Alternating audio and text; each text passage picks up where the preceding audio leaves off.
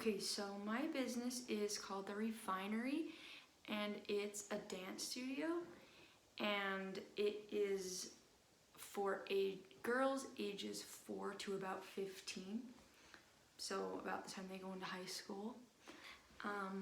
And my target market you would think would be these girls, but it's actually the moms more and the parents.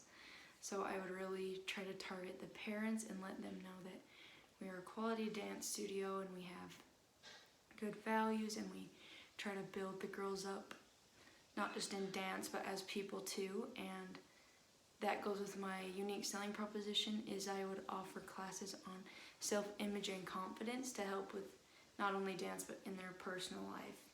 Because the parents want their daughters to be involved with things that build them up, and not just in talent, but also as a person.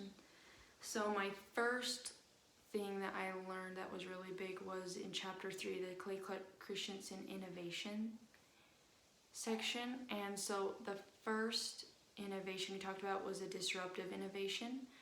And this makes products more affordable and accessible and creates growth in jobs, but is often more expensive. And the second one was efficiency innovation, and this was more efficient but provided less jobs and used less resources. And in that chapter we also talked about being creative and the barriers to creativity. And there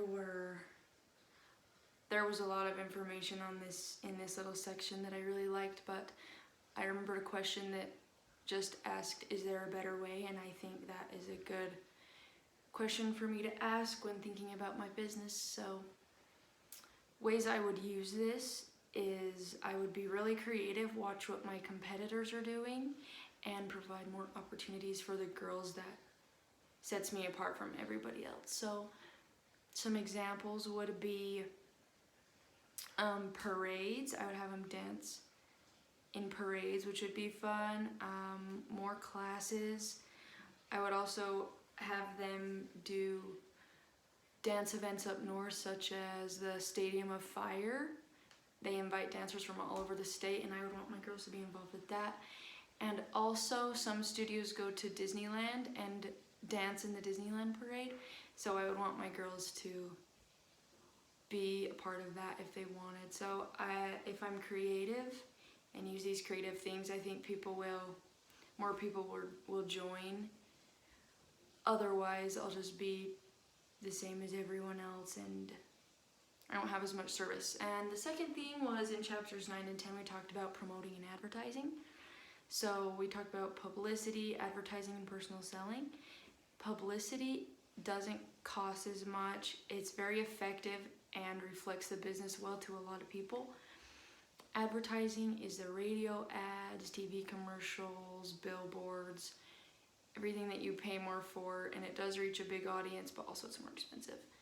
And personal selling is when you go and personally invite the girl to be a member of your studio in this case, which is going to be very beneficial for me, especially in my small town.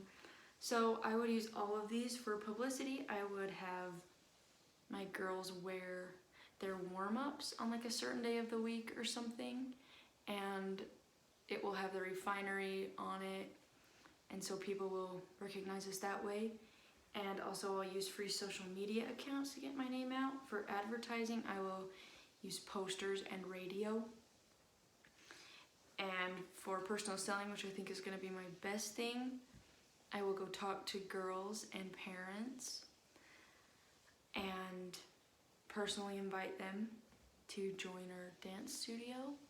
And the results of this I feel like would be very, very beneficial and in gaining more people, because they'll feel connected to me. If I didn't do this, they would feel connection right from the first, and which could result in them not joining my studio. So my business is The Refinery, and I hope one day to really be able to do it.